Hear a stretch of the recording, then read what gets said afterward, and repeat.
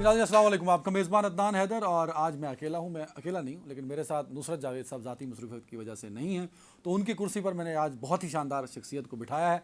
और वैसे बड़ी मुश्किल कुर्सी है जिस पे नुसरत जावेद साहब बैठते हैं, और उनकी जगह पे आके बैठ जाना तो ऑफ़ कोर्स एक ऐसी शख्सियत हैं जो बहुत खूबसूरत बोलते हैं, बहुत अच्छा बोलते हैं और बड़ा वर्सटाइल बोलते हैं, सियासत पे बोल लेते हैं और बाय प्रोफेशन वकील हैं। तो इस मुल्क में मैं तो जब से होश संभाला है आइनी मसलों में फंसे हुए हम तो कानून और आइन पे बात कर लेते हैं, और कभी कभी जब मुल्क माशी हालात में फंसा होता है तो हम सारे सियासत और आइन को मईशत से जोड़ लेते हैं, तो उस पर भी गुफ्तगू कर लेते हैं।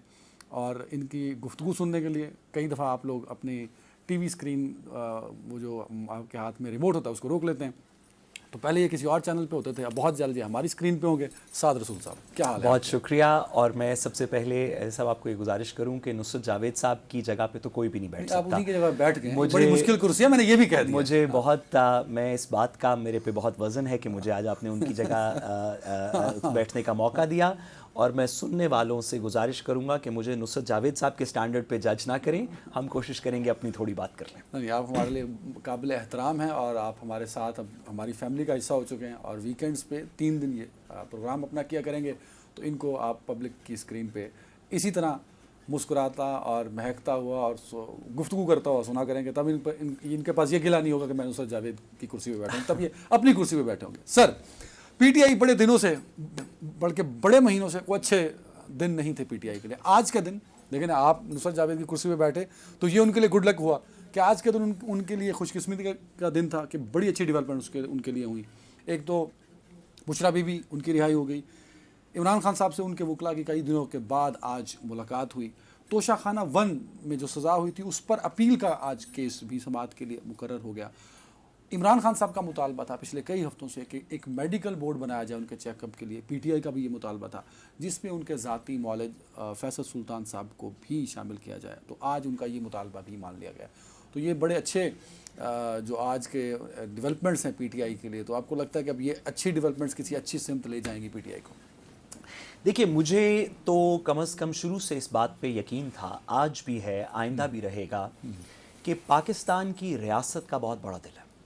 पाकिस्तान की रियासत एक ऐसी मैच्योर रियासत है जिसने पिछले 30-40 साल, ख़ास तौर पे अगर आप 80s के बाद देखें, जब से पाकिस्तान के अंदर कुछ सिविल मिलिट्री बैलेंस के ऊपर बात होनी शुरू हुई ज़्यादा, या हमारी पॉलिटिकल पार्टीज़ के ऊपर, ख्वाह वो 90s के MQM, 80s की पीपल्स पार्टी हो, 90s के MQM हो, 2000s की पाकिस्तान मुस्लिम लीग नून हो, या अब की पाकिस्तान तहरीक इंसाफ हो, जो पॉलिटिकल फेवर के अंदर नहीं रही, या पॉलिटिक्स में पावर सेंटर्स के किसी एक वक्त में, किसी एक लम्हे में दूसरी तरफ थी, तो रियासत पाकिस्तान ने हमेशा माजी में अपना दिल बड़ा करते हुए पॉलिटिक्स और कौमी धारे के अंदर तमाम लोगों को इनवाइट किया। ख्वाह वो पश्तून तहफ़्फ़ुज़ मूवमेंट हो, अभी हमने देखा रिसेंटली भी 2024 के इलेक्शंस के अंदर भी, और अब भी।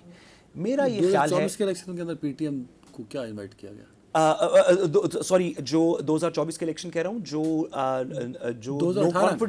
नो कॉन्फिडेंस मूवमेंट थी, उसके अंदर पाकिस्तान पश्तून तहफ़्फ़ुज़ मूवमेंट के वोट बड़े कलीदी थे। आपको याद होगा मोहसिन दावर साहब की वो तस्वीर जिसके अंदर उन्होंने अपना अकाउंट भी पूरा किया। 2 मुख्तलिफ चीज़ों का मेरे ख्याल में मिलाप हो रहा है।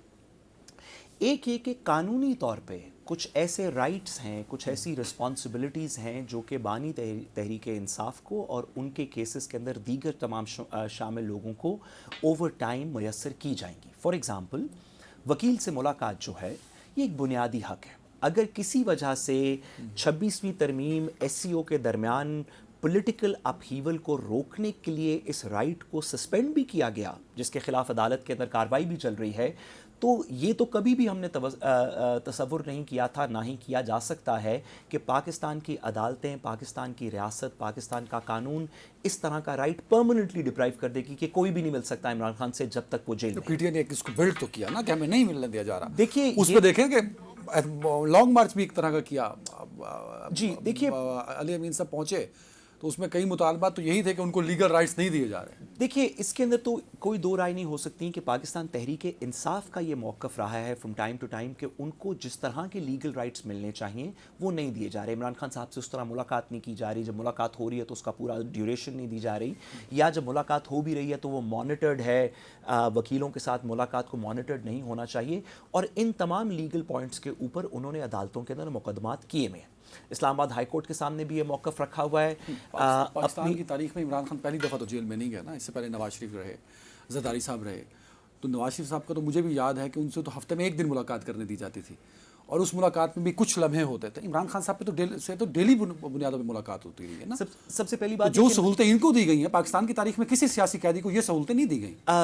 मेरा नहीं ख्याल कि ये वाली बात दुरुस्त होगी। मैं आपको सबूतों के साथ बात कर रहा हूं ना। मैं सिर्फ गुजारिश आप जुल्फ़िकार अली भुट्टो से शुरू कीजिए, आप बेनज़ीर साहब तक आइए, फिर आप जरदारी साहब को ले लीजिए, फिर आप नवाज शरीफ साहब को ले लीजिए। किसी को इतनी सहूलत नहीं थी कि वो हर रोज़ अपने वकला से मिल सकता था, हर रोज़ अपने पार्टी के लोगों से मिल सकता था। इमरान खान साहब तो मुसलसल मिल रहे हैं। इसके अंदर तफरीक है। जो जुल्फ़िकार अली भुट्टो साहब का टाइम था, उस वक्त क्या हुआ, कैसे हुआ, ये तो इस वक्त मुमासलत इसलिए नहीं की जा सकती कि मैं गुजारिश करूँ कि आमरीत का वक्त था, दीगर चीज़ें थी।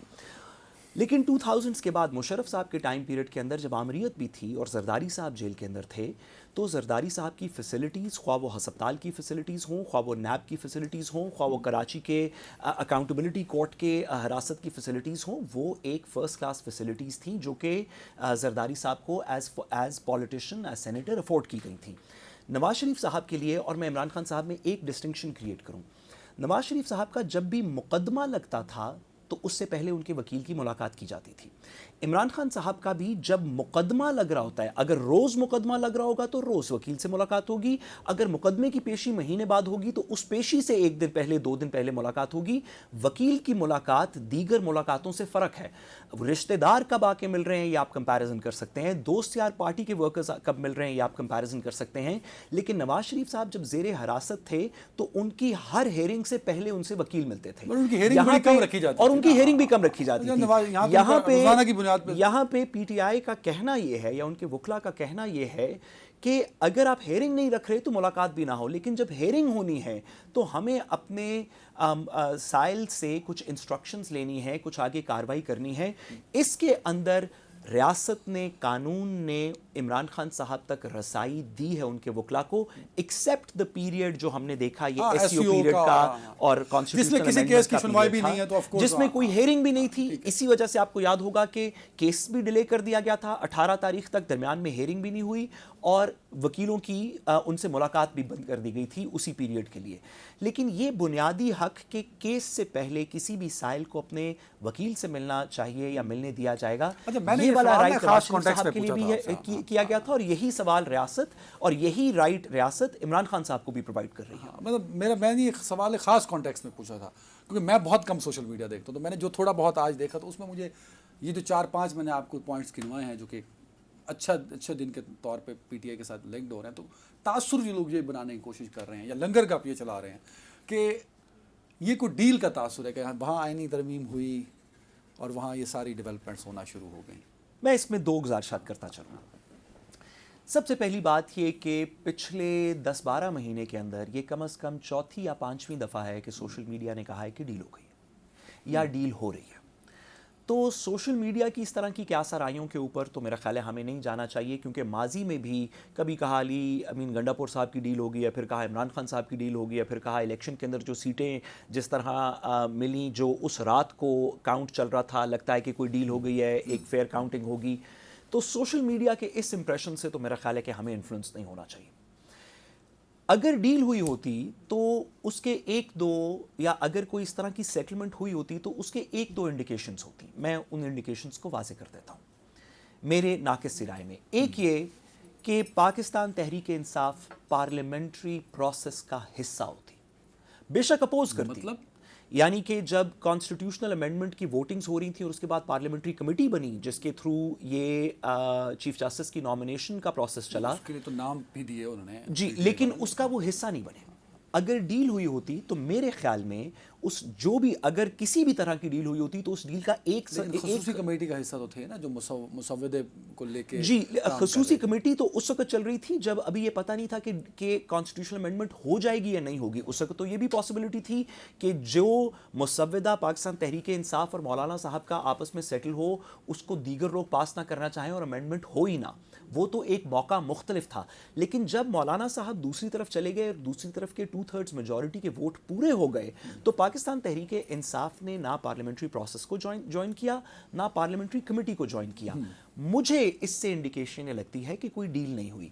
हाँ, मैंने जहां से बात शुरू की थी आपकी इजाज़त से कि रियासत पाकिस्तान मेरे ख्याल में एक बहुत बड़ा दिल रखती है और हमेशा इस बात पे राज़ी होती है, ख्वाह वो फ्रिंज पार्टीज हों। से क्या मुराद है? मेरे ख्याल में रियासत पाकिस्तान के अंदर पॉलिटिक्स भी है, रियासत पाकिस्तान के अंदर हमारे इदारे भी हैं, रियासत पाकिस्तान के अंदर हमारी अदलिया के कॉन्स्टिट्यूशनल बेंचेस भी हैं और चीज़ें भी हैं। जहाँ जहाँ पे रियासत को, पाकिस्तान की ओवरऑल स्टेट मशीनरी को माजी में लगा है कि कोई शख्स पॉलिटिकल धारे में शामिल होके पाकिस्तान के अंदर कंस्ट्रक्टिव डिबेट करना चाहता है, ख्वाह वो सियासत की हो, ख्वाह वो आइन साजी की हो, ख्वाह वो मईशत की हो, वो कोई भी पॉलिटिकल पार्टी हो। बलूचिस्तान के अंदर जो फ्रिंज पार्टीज थी, जो अलहदगी पसंद थी, उनको भी रियासत ने कहा कि अगर आप मेन स्ट्रीम पॉलिटिक्स के अंदर आके डिबेट करना चाहते हैं तो प्लीज यू वेलकम। उसके लिए तो कई कुछ लोगों ने कोशिश की है ना। मैं इसकी दलील ये सिर्फ इतनी सी दे रहा हूं कि रियासत ने हमेशा मेन स्ट्रीम पॉलिटिक्स के अंदर लोगों को आने का इनकरेज किया है। ये एक मैच्योर डेमोक्रेसी की अलामत है। बहुत अच्छा हो डील का तासुर गलत है। हालांकि आप कह रहे हैं कि सोशल मीडिया कयासा राइयों पे भेज दिया, मैंने कयासा राई नहीं फैलाई, मैंने रेफरेंस कोड दिए। तो आपका मानना यह है कि ये एक हसीन इत्तेफाक है कि वो काम कि वो मेडिकल बोर्ड नहीं बन रहा था, 24 अक्टूबर इतना मुकद्दस दिन था, बन गया।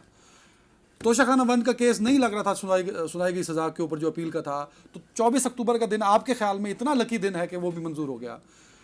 और बुशरा बीबी साहिबा जो कि नहीं रहा हो रही थी, 24 अक्टूबर इतना महान दिन साबित हुआ उनके लिए कि वो भी रहा हो गई। तो आप कह रहे हैं कि जो 4 इत्तफाक हैं, मुलाकात वाला भी शामिल कर लें, ये एक हसीन इत्तफाक है, इस पर क्या सराई मैं ना करूं या सोशल मीडिया वाले भी ना करें। मैं इसमें आपकी बात को थोड़ा सा आगे बढ़ाऊंगा।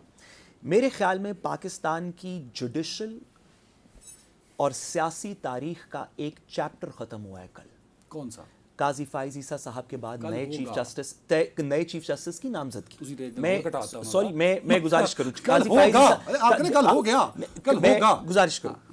काजी फाइज ईसा साहब कल रात मिडनाइट तक चीफ जस्टिस हैं, ये बात जो फ्राइडे नाइट तक मिडनाइट। लेकिन जब उनके बाद की नॉमिनेशन होगी, कॉन्स्टिट्यूशनल अमेंडमेंट पास हुई, पता चला कि 65 ही एज है, 65 के बाद जज साहिबान को घर जाना पड़ेगा और उनके बाद की चीफ जस्टिस की नॉमिनेशन हो गई, तो पाकिस्तान की जुडिशल और सियासी तारीख का एक नया बाब शुरू हुआ है मेरे ख्याल में। इस नए बाब के अंदर बहुत सी चीज़ें अब उस कानूनी प्रोसेस के थ्रू चलेंगी जो कि हमारे आइन और कानून के अंदर तहरीर शुदा है। आपने जितनी बातें की, मेडिकल बोर्ड के अंदर इमरान खान साहब के डॉक्टर को शामिल होना, ये कानूनी राइट है। बुशरा बीबी की अपील, ये एक कानूनी प्रोसेस है। ये सारी चीजें कानूनी हैं। ये तमाम गैर कानूनी कुछ नहीं है। मैं एक जुमला, मेरा सवाल ये कि वो आज क्यों हुई? मैं जुमला कहूं, 24 सितंबर को भी हो सकती है। क्योंकि कल रात को नए चीफ जस्टिस की नॉमिनेशन के बाद एक बाब खत्म हुआ और आज से काजी साहब एक बहुत बड़ी रुकावट थे इन कानूनी चीजों पे अमल दरामद। मेरे ख्याल में काजी साहब का जो रवैया था पीटीआई के केसेस के अंदर, उसकी वजह से जो नीचे की अदालतें हैं वो भी रिलीफ देने के अंदर शायद थोड़ा सा हिचकिचा रही थी। अब बड़ा दिलचस्प बात है। तो इसका मतलब अब इमरान खान साहब भी रिहा हो सकते हैं। देखिए, इमरान खान साहब का रिहा होना तो एक कानूनी बहस के ऊपर बात होगी, लेकिन इतना मैं कहता चलूं कि जितनी भी उम्मीद थी इमरान खान साहब के रिहा होने की काजी फाइज ईसा साहब की अदालत से, अब जबकि एक इंडिपेंडेंट बेंच, ख्वाह वो आइनी बेंच हो या कोई और हो, जो आइन और कानून के मुताबिक केसेस को सुनेगा, काजी फाइज ईसा साहब की ऐनक से नहीं सुनेगा या उनकी ऐनक से नहीं देखेगा, तो इमरान खान साहब के कानूनी तौर पर रिहा होने के चांसेस बहुत बढ़ गए। काजी साहब के जाने से कल वो चले जाएंगे, आप बतौर वकील, इंशाल्लाह तो हो ही गया ना सर, आप बतौर वकील ये समझ रहे हैं कि जो 4 रिलीफ मिले हैं ये भी इसी वजह से मिले हैं, और आप ये समझते हैं कि अब इमरान खान साहब की जो रिहाई है वो अब पॉसिबल होती नज़र आ रही है आपको? मेरे ख्याल में काजी फाइजा साहब के जाने से बहुत से ऐसे बायसेस जो बज़ाहिरन काजी फाइजा साहब के अपने लग रहे थे, वो दीगर अदालतों में ट्रांसलेट हो। जो आपको लगता है कि 22 डिसीजन? देखिए, हम तो अब सारा पाकिस्तान इस बात के ऊपर बात कर चुका है कि बल्ले का डिसीजन भी बायस लग रहा था, और जो मखसूस नशिस्तों का केस है वो भी बायस लग रहा था। जब बंदयाल साहब ने ऑर्डर किया कि 30 दिन के अंदर इलेक्शन करवाए जाएं, जो उसकी इम्प्लीमेंटेशन नहीं हुई, ये भी अगर एक इंडिपेंडेंट चीफ जस्टिस हों तो उनको अपने सुप्रीम कोर्ट के अदालत के ऑर्डर की इम्प्लीमेंटेशन करवानी चाहिए। ऐसे सॉरी, एक बड़ा ज़रूरी मुकदमा इसके अंदर, जब एक बड़ा ज़रूरी मुकदमा से मैं सिर्फ कहता चलूं कि जो आरओज काजी फाइसा साहब ने इजाज़त दी कि इंटरिम गवर्नमेंट असिस्टेंट कमिश्नर्स वगैरह को आरओज लगा दे, जुडिशल ऑफिसर्स नहीं लगेंगे, ये तमाम ऐसे फैसले हैं जो मेरे ख्याल में इस नए जुडिशल बाब के अंदर they will be frowned upon, और एक नई रीत चलेगी आइन और कानून को फॉलो करने की। एक ब्रेक नाज़रीन। चीफ जस्टिस जितना भी ताकतवर हो जाए वो मुतलक और नन्नान नहीं हो सकता, क्योंकि दूसरी तरफ भी सियासी जमात है और उसके अंदर वकला की भरमार है, जो साद रसूल साहब जैसे एक्सपर्ट वकला हैं। तो अगर ये सब कुछ हो रहा था, चीफ जस्टिस साहब कर रहे थे या उनकी अदालतों से हो रहा था, तो वो महान वकला जो MNAs बने, जो सेनेटर्स बने, जिन्होंने अपने आप को लीडर बनवा लिया PTI के अंदर, तो वो क्या कर रहे थे? एक ब्रेक के बाद से बात करेंगे। साथ साथ काजी साहब का दौर कैसा था? Welcome back. आज साथ साहब आपने एक बात की कि पाकिस्तान तहरीक इंसाफ पार्लिमानी प्रोसीजर का हिस्सा नहीं बनी, 26 यानी तरमीम का जो पार्लिमानी प्रोसीजर है, जिसमें नए चीफ जस्टिस का इंतखाब हुआ या वो तैनात हुए, तो उसमें अगर PTI हिस्सा बन जाती तो हो सकता है कि PTI senior most Mansoor Ali Shah साहब को चीफ जस्टिस बनाने में कामयाब हो जाती, क्योंकि नुसरत साहब ने भी ये बात की, बहुत सारे और लोगों ने ये बात की, पाकिस्तान पीपल्स पार्टी की लीडरशिप ने उसको कंफर्म भी किया कि पीपल्स पार्टी चाहती थी कि मंसूर अली शाह साहब जो सीनियर तरीन हैं वो ही चीफ जस्टिस के लिए नामजद हों। और इस पर बिलावल भुट्टो साहब ने आज एक इंटरव्यू भी दिया BBC को, जिसमें उन्होंने कहा कि मुझे नहीं था पता कि मंसूर अली शाह साहब नहीं बन रहे, तो उन्होंने भी उस थ्योरी की तस्दीक कर ली जो हर तरफ घूम रही थी। तो PTI ने उस प्रोसीजर में शामिल ना होके, प्रोसेस में शामिल ना होके मंसूर अली शाह साहब का रास्ता रोका अल्टीमेटली। नहीं, सबसे पहले तो मैं इस पे गुजारिश करता चलूँ कि बिलावल साहब की बात पे बहुत सारे लोगों को यकीन होगा, लेकिन बिलावल साहब ने जो पिछले कुछ अरसे के अंदर बातें की उनके ऊपर मुझे यकीन कोई नहीं है। मुझे इस बात पे यकीन नहीं है कि बिलावल साहब को नहीं पता था कि मंसूर अली शाह साहब नहीं बनेंगे। मैं क्योंकि किबला की चेयर पे बैठा हूँ तो आपकी इजाज़त से एक शेर पढ़ दूँ इस बात पे कि शायर कहता है कि खामोशी अच्छी नहीं, इनकार होना चाहिए। खामोशी अच्छी नहीं, इनकार होना चाहिए, और ये तमाशा अब सरे बाज़ार होना चाहिए।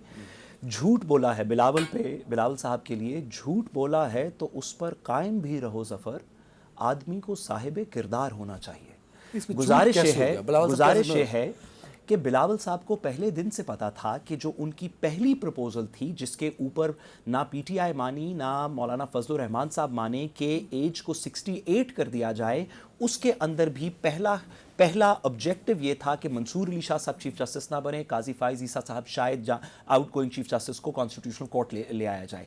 जब ये पार्लियामेंट्री कमेटी जिसके अंदर बिलावल साहब ने एग्री किया कि हुकूमत की मेजॉरिटी होगी, जो पार्लियामेंट्री कमेटी बनाई गई है उसके अंदर प्रोपोर्शनल रिप्रेजेंटेशन है, हुकूमत की मेजॉरिटी है, तो बिलावल साहब को क्या, किसी भी शख्स को पाकिस्तान में पता था कि हुकूमत वक्त एक नहीं मल्टीपल टाइम्स कह चुकी है कि हमें मंसूर अली शाह साहब से डर है कि वो ये ना कर दें, वो ना कर दें। वक्त नहीं, सॉरी, ख्वाजा आसिफ साहब कह चुके हैं, नून लीग जी हुकूमत पार्टी के किसी लीडर ने जी नून लीग कह चुकी है, दुरुस्त आपने कहा, नून लीग कह चुकी है, जो हुकूमत वक्त की कैबिनेट को चलाती है, जो हुकूमत वक्त की मेजॉरिटी है, वो कह चुकी थी कि हम मंसूर अली शाह साहब को नहीं बनाएंगे। अच्छा, हुकूमत पीपल्स पार्टी की नहीं है जी, जो कैबिनेट में होता है उसकी हुकूमत। जी बिल्कुल, क्यों काम कह सकता है कि वो हुकूमत जी, लेकिन इत्तेहादी जरूर है जी।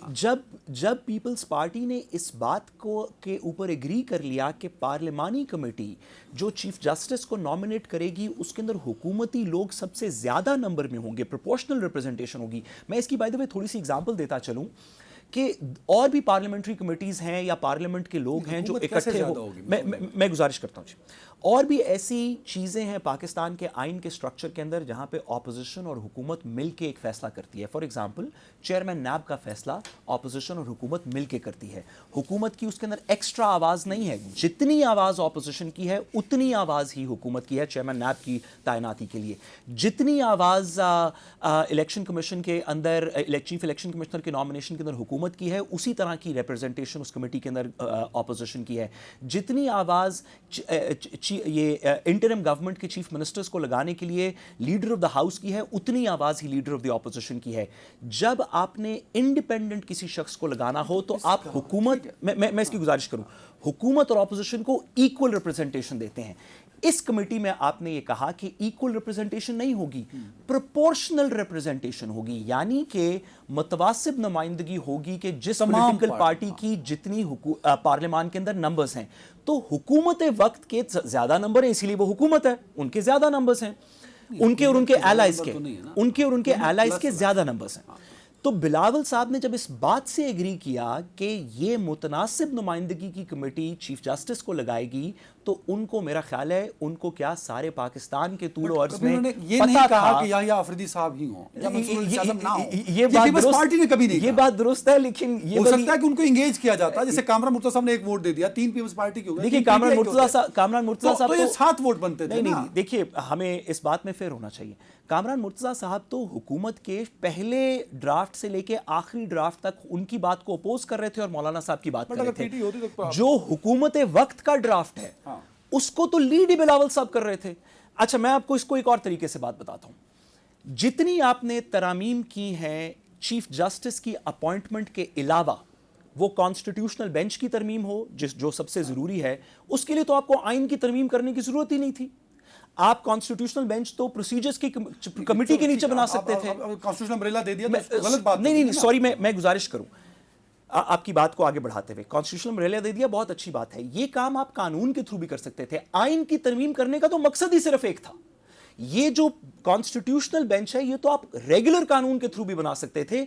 आइन की तरमीम इसलिए की कि चीफ जस्टिस की अपॉइंटमेंट के ऊपर टॉप 3 में से किसी एक को पिक किया जाए।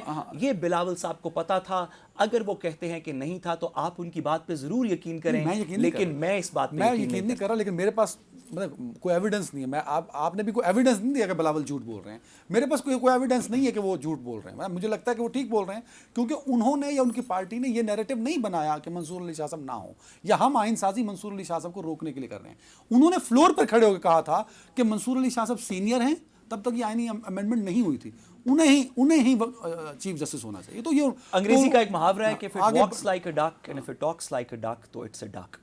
ये कहना कि यहाँ पे शीशे के पीछे एक शख्स खड़ा था और मैं गोली चला दूं उसकी तरफ और कहूं कि मैं सिर्फ शीशा तोड़ना चाहता था, तो बंदा नहीं मारना चाहता था, तो ये कोई कानून एक्सेप्ट नहीं करेगा। जब बिलावल साहब ने शीशा तोड़ने के लिए आईनी तरमीम की थी तो उन्हें पता था कि पीछे एक शख्स खड़ा है जिसको ये गोली लगी। अच्छा, मुझे आगे बढ़ने टाइम की भी कमी। मुझे ये बताएं कि काजी साहब का दौर कैसा रहा जल्दी से, ताकि फिर मैं आगे बढ़ सकूं। मैं गुजारिश करूं कि मैं इसका जवाब एक और तरीके से देना चाहता हूं। जस्टिस याहिया अफरीदी के सामने सबसे बड़े चैलेंजेस कौन से हैं? क्योंकि वो जितने चैलेंजेस हैं वो काजी साहब के दौर के रिफ्लेक्टिव हैं।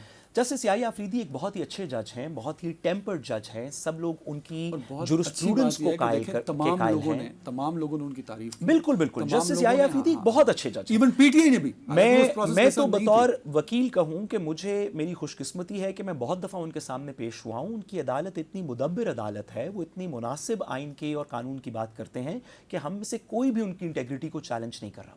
उनके लिए जो सबसे बड़े चैलेंजेस हैं अगले चंद दिनों के अंदर, उनमें से एक चैलेंज ये है कि सुप्रीम कोर्ट के अंदर जो हमें डिवीजन नजर आई, जो कयास आराई नहीं है, काजी फाइजा साहब के खुतूत के अंदर भी वो डिवीजन नजर आई, काजी फाइजा साहब की जजमेंट्स के अंदर भी वो डिवीजन नजर आई, ये नजर आई। वो ये ऐसी डिवीजन है जो माजी के अंदर भी सुप्रीम कोर्ट के जजेस आपस में डिसएग्री करते थे, लेकिन पसे पर्दा ये बातें होती थी।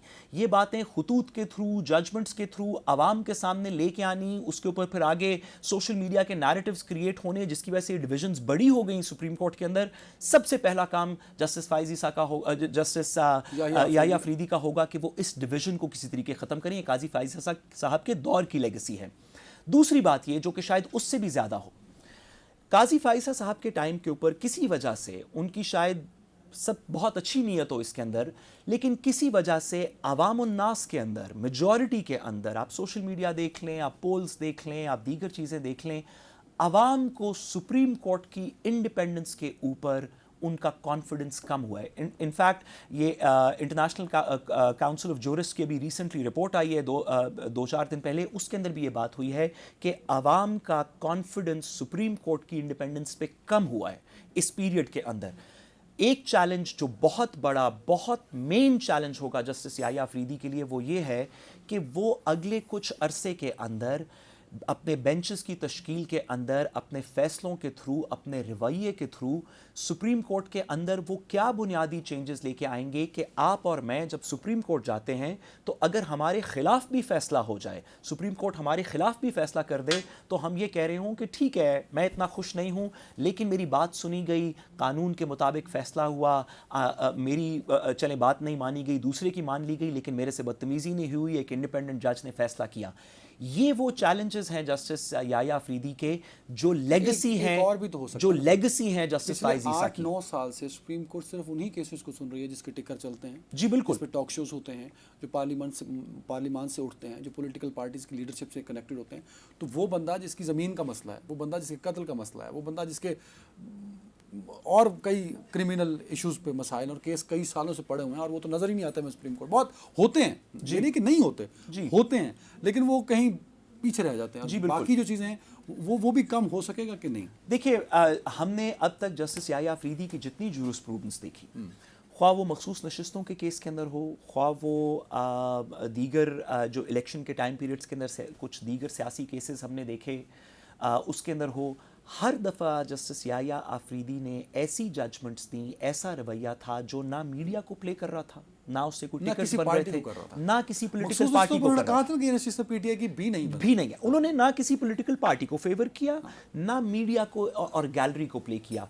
मुझे यकीन है कि ये 2-3 अदवार जो पाकिस्तान की जुडिशल हिस्ट्री के हैं, एक इफ्तिखार चौधरी साहब का वक्त जब हर चीज़ टिकर चल रही थी, दरमियान में साकिब निसार साहब के वक्त के अंदर भी ऐसा पीरियड आया कि हर चीज़ टिकर्स और न्यूज़ के ऊपर चल रही थी, और जस्टिस काजी फाइज़ा साहब के वक्त पे जो हुआ वो हम सब इसके शाहिद हैं। मेरे ख्याल में जस्टिस याह्या अफरीदी साहब का वक्त और उनकी रिस्पॉन्सिबिलिटी इस वक्त के अंदर ये होगी कि अदालत और चीफ जस्टिस के ओहदे के ऊपर वापस एक ऐसी मुदब्बिर शख्सियत बैठे जिसको लोग देख के मजबूरी में अपनी सीट से ना खड़े हों कि कानून की रिक्वायरमेंट है, बल्कि उनकी इज्जत और तकरीम में अपनी सीट छोड़ दें और कहें कि वाकई एक बहुत ही फाजिल जज है। असद, मुझे 30 सेकंड मुझे और चाहिए इसमें। अब जो प्रैक्टिस एंड प्रोसीजर है उस पर जस्टिस साहब का एक अपना ओपिनियन है कि उन्होंने माजरत की थी जी, और शायद वो वजह भी थी कि इसको ऑर्डिनेंस के तहत ना चला। जी बिल्कुल। तो वो अब उसकी क्या एक स्टैंडिंग होगी, उस ऑर्डिनेंस के तहत जाएगा या इसका जवाब में रहते हैं ना? इसका जी मैं जवाब जस्टिस मंसूर अली शाह ने जो आज ख़त लिखा उस कमेटी में ना बैठने के पर्सपेक्टिव से, उससे आपको देता चलूँ। जस्टिस मंसूर अली शाह साहब का ये कहना है, और जस्टिस याह्या अफरीदी की भी यही ऑब्जेक्शन थी कि ऑर्डिनेंस के थ्रू जो कमेटी बनी है मैं इसमें नहीं बैठना चाहता, जिस वजह से अमीनुद्दीन खान साहब को इसमें ऐड किया गया। इन दोनों जज साहिबान का, इसमें आप जस्टिस मुनीब अख्तर को भी ऐड कर लें, इन तीनों जज साहिबान का जो अब सीनियर तरीन मोस्ट जज साहिबान हैं, इनका यह कहना था कि इस ऑर्डिनेंस को फुल कोर्ट की मीटिंग के अंदर एडमिनिस्ट्रेटिव साइड पे प्रेजेंट किया जाए ताकि सब जज साहिबान इसके ऊपर अपनी ओपिनियन दे सकें, फिर हम बैठेंगे। मेरे ख्याल में जस्टिस याह्या अफरीदी सैटरडे को जब चीफ जस्टिस बनेंगे तो one of the first things that he will do is, जब चीफ जस्टिस पाकिस्तान बनेंगे, one of the first things that he will do is कि जो इंटरनल सुप्रीम कोर्ट का फुल कोर्ट का इजलास होता है, ऑर्डिनेंस के लिए, ऑर्डिनेंस के लिए नहीं, इजलास वैसे ही एक नए चीफ जस्टिस का इजलास होगा जो फुल कोर्ट का इजलास बुलाया जाएगा, वो इजलास बुलाएंगे, उसमें ऑर्डिनेंस डिस्कस होगा या नहीं होगा ये तमाम जजेस पर डिपेंड करेगा कि उसके अंदर चीजें कौन सी डिस्कसिंग, बिल्कुल हो सकता है। ये फुल कोर्ट की मीटिंग कॉल की जाएगी, उसमें डिस्कशन क्या होगी ये जजेस डिटरमाइन करेंगे। अगर ऑर्डिनेंस वाला इशू ले आए, 30 सेकंड और दे दो मुझे, अगर ले आए तो उस ऑर्डिनेंस के तहत बेंचेस भी बने और शायद उन्होंने कुछ फैसले भी दिए। जी बिल्कुल। तो और जज साहिबान ने ये कहा है, अगर वो ऑर्डिनेंस कालदम हुआ तो उसके तहत बनाए जाने वाले बेंचेस भी कालदम हो जाएंगे। और जज साहिबान ने कहा है, जज साहिबान ने इस बात के ऊपर अपने तहरीरी फैसले के अंदर भी बात की है, मंसूर अली शाह साहब के आज के लेटर के अंदर भी ये बात है कि क्योंकि वो उस कमेटी को नहीं मानते तो उसके बनाए हुए बेंचेस को नहीं मानते और उनके फैसले नहीं मानते, जो पहली फुल कोर्ट मीटिंग होगी जस्टिस याह्या अफरीदी के नीचे, उसमें ये ज़ेरे बहस आएगा।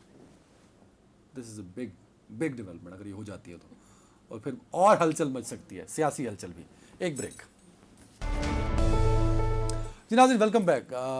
एक तो मैं असल में आज इतने फ्लो में हम निकले कि मेरा एक पॉइंट रह गया, वो ये था कि अमरीकी ऐवान नुमाइंदगान ने ख़त भी लिखा, 60 से ज़्यादा शायद लोग हैं, और प्रेसिडेंट बाइडेन को लिखा है इमरान खान की रिहाई और बाकी दीगर जो सियासी कैदी हैं उसके हवाले से, अगर आप जल्दी से बता सकें उसका कोई इम्पैक्ट पड़ सकता है, क्योंकि दफ्तर खारजा ने तो उसकी मजम्मत की है कि आप उसमें इंटरफेयर। देखिए जो इस वक्त करंट अमेरिकन एडमिनिस्ट्रेशन है, एंथनी ब्लिंकन हो या उनका स्टेट डिपार्टमेंट हो या वाइट हाउस हो जो बाइडन साहब का, उसके अंदर जितनी दफ़ा भी इस बात को रेज़ किया गया है तो वाइट हाउस के स्पोक्स पर्सन ने भी कहा है कि ये पाकिस्तान का इंटरनल मामला है, हम इसके अंदर मुदाखलत नहीं करेंगे। स्टेट डिपार्टमेंट ने भी यही कहा है। मुझे लगता है कि अमेरिकन इलेक्शन के इतने करीब, अब जबकि चंद दिनों के अंदर ही 2 हफ्ते 10 दिन के अंदर अमेरिकन इलेक्शन है, प्रेसिडेंशियल इलेक्शन है, ऐसे वक्त पे अमेरिकन वाइट हाउस अपनी कोई स्ट्रिंजेंट पॉलिसी चेंज नहीं करेगा।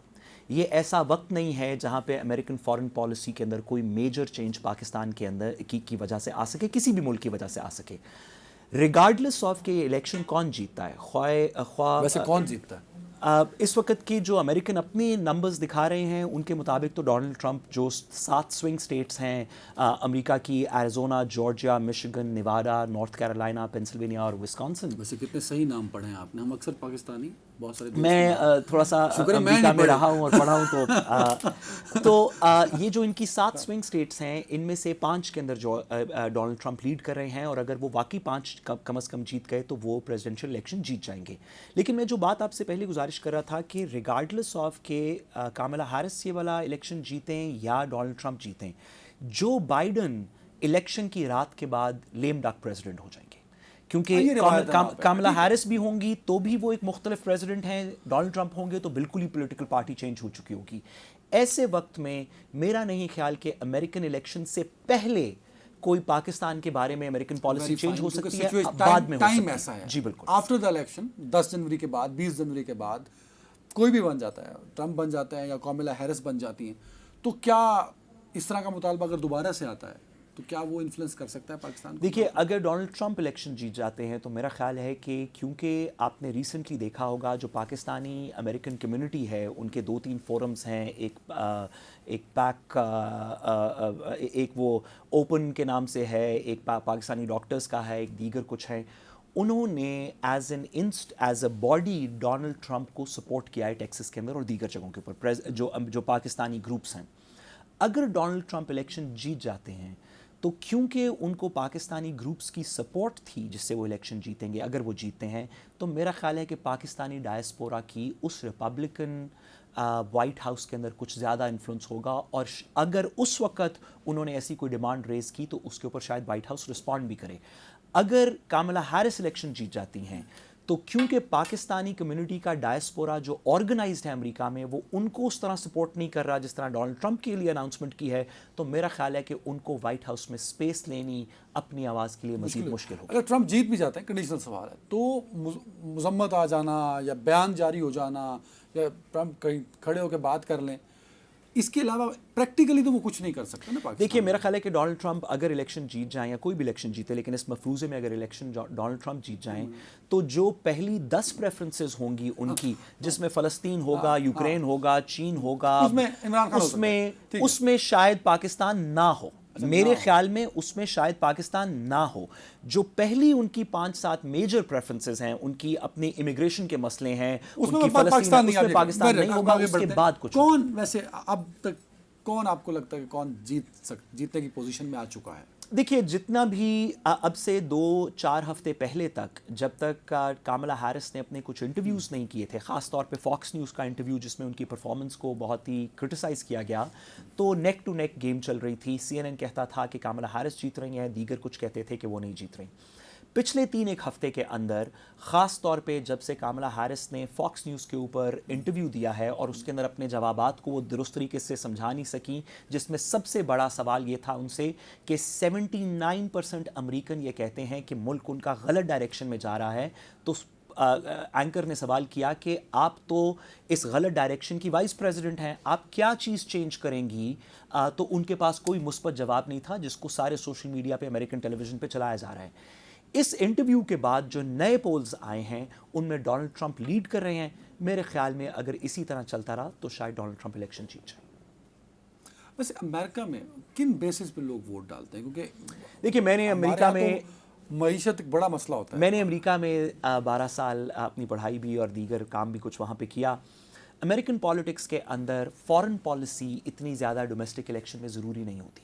इस वक्त लोग फ़लस्तीन की बेसिस पे, यूक्रेन की बेसिस पे, चीन की बेसिस पे अपना वोट कास्ट नहीं कर रहे। अमेरिकन इकॉनमी, अमेरिका की जो इमिग्रेशन के मसाइल हैं, उनकी सोशल सिक्योरिटी, उनका health care system, health care insurance private side पे होगी, पब्लिक साइड पे होगी, हुकूमत का क्या रोल होगा, उनकी अबॉर्शन की डिबेट जो आजकल ख़ास तौर पे रो वी वेड, उन्होंने उनका एक बड़ा 1967 का मुकदमा था रो वर्सेस वेड, जिसके अंदर अबॉर्शन के राइट को प्रोटेक्ट किया गया था। उसको सुप्रीम कोर्ट ने अभी हाल ही में 2 महीने पहले ओवरटर्न कर दिया और स्टेट्स को वो पावर दे दी है। ये उनकी डोमेस्टिक पॉलिटिक्स के इलेक्शन हैं, ख़ास तौर पे एक ऐसे इलेक्शन में जहाँ पे एक वाइट मेल और एक कलर्ड फीमेल का आपस में इलेक्शन है। तो ये रिप्रोडक्टिव राइट्स और इमिग्रेशन जो है, ये उनके सबसे बड़े 2 इश्यूज हैं। और इस पे ट्रंप ज़्यादा आगे हैं।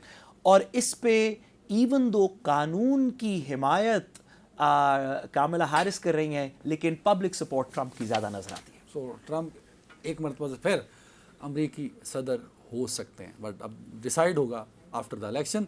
तो हो सकता है कि कामला हैरिस कुछ स्विंग स्टेट्स में अपना वोट रीगेन। और असद साहब कह रहे हैं कि इलेक्शन डे पे, तो भाई इलेक्शन के दिन के बाद रिजल्ट आना शुरू होते हैं। अपना बहुत ख्याल रखिएगा नाज़रीन। अल्लाह हाफ़िज़।